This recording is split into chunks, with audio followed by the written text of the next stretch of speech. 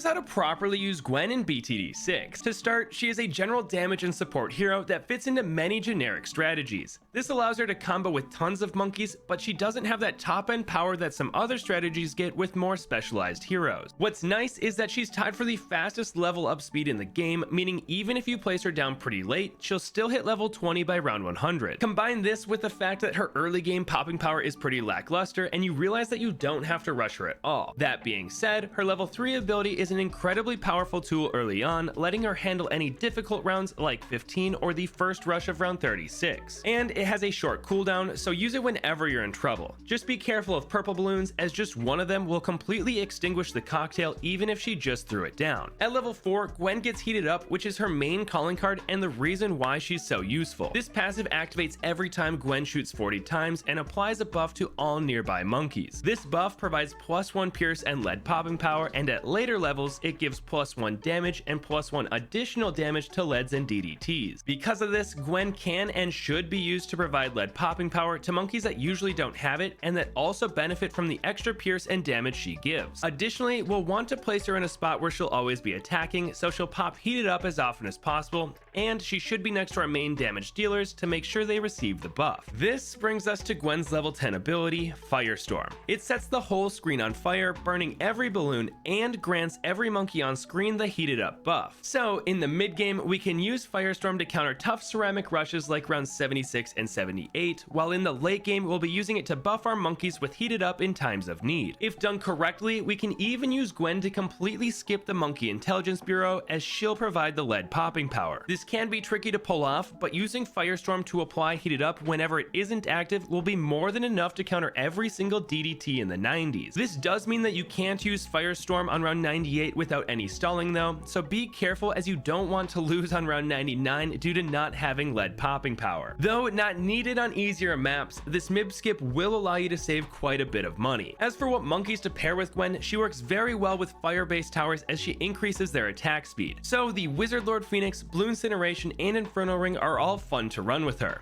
Outside of fire towers, we want to pair her with monkeys that really benefit from the extra pierce and damage heated up provides. Some great examples are the Tax Zone, Comanche Commander, and the Avatar of Wrath. And although Gwen does deal solid late game damage, overclocking her isn't normally worth it, so just stick to a stronger stim alchemist and a jungle drums village. But that is how to properly use Gwendolin in BTD6.